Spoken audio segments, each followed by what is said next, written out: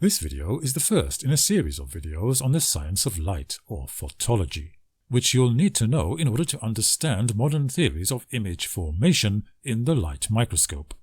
Now, you may have been taught that light of any color is electromagnetic or EM radiation in a certain frequency range. This, of course, is wrong. Well, at least it's an oversimplification. In this video, I'll go over what light really is, as well as introduce you to EM radiation.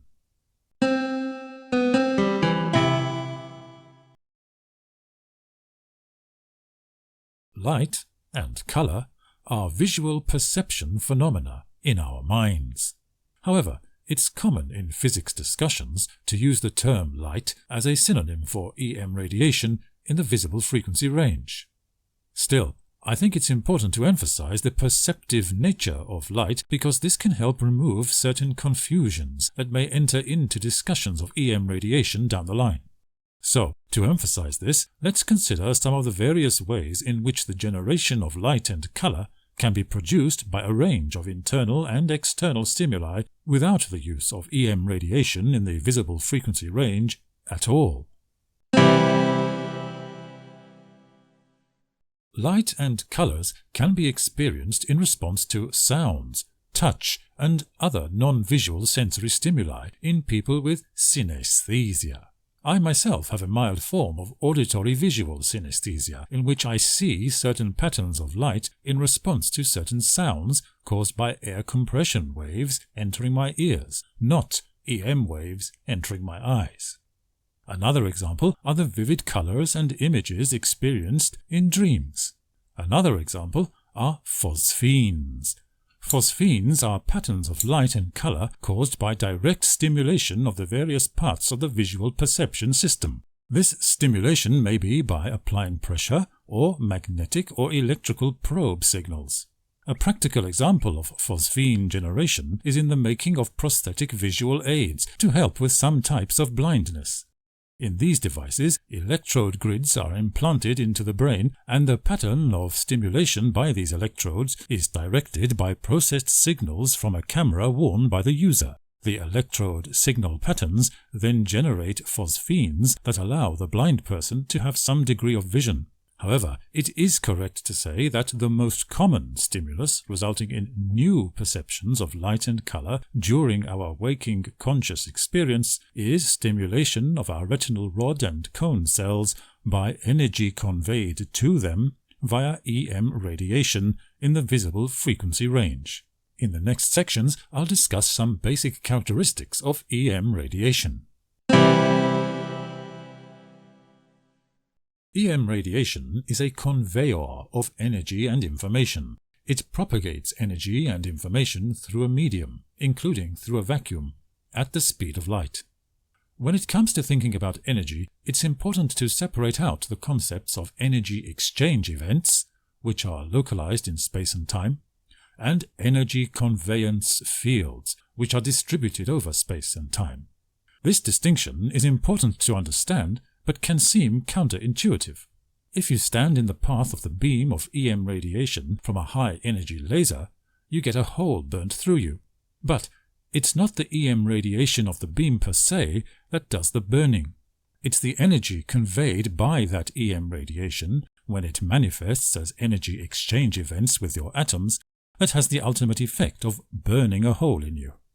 The reason it may be hard for some people to understand this is that without the EM radiation of the beam, those destructive localized energy interactions could not have taken place.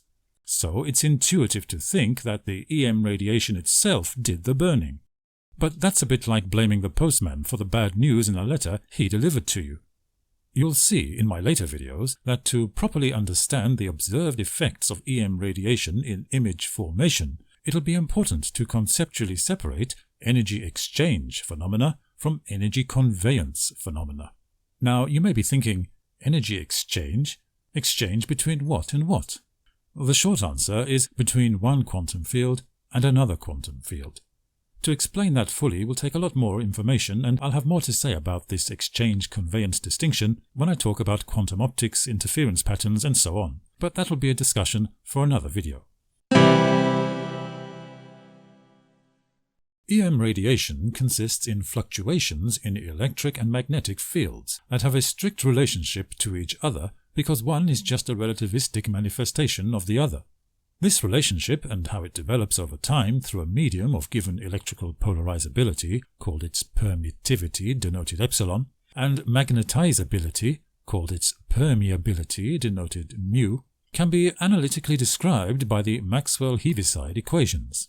Note that there are no sines or cosines in these formulae, and that's because there's no fundamental reason why all EM radiation should come in sinusoidal form like you see in textbooks. However, due to the way most EM radiation in the visible range is generated, that is, from vibrations of electrons about atomic nuclei, this kind of EM radiation can usually be successfully modeled as having a periodic sinusoidal oscillation of the strength of its electric and magnetic fields. So we can call that kind of EM radiation EM waves and model them with sine and cosine functions. Also, most artificial radio waves are generated with LC circuits that also cause approximately sinusoidal varying currents and voltages. So, artificial radio frequency EM radiation can be modeled as periodic sine waves too. In this video, I introduced a distinction between light and color, which are perception phenomena, and EM radiation, which is one important cause of those perception phenomena.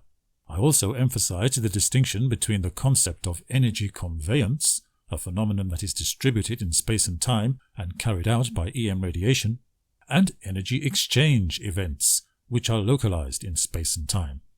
I asserted that the fluctuation of electric and magnetic field components in EM radiation need not be sinusoidal in general, but that most artificial EM radiation emissions in the radio frequency range and most natural or artificial EM radiation emissions in the visible frequency range usually do have regular periodic sinusoidal-like fluctuations, and so can be treated as sinusoidal waves for the purpose of analysis and computer modeling.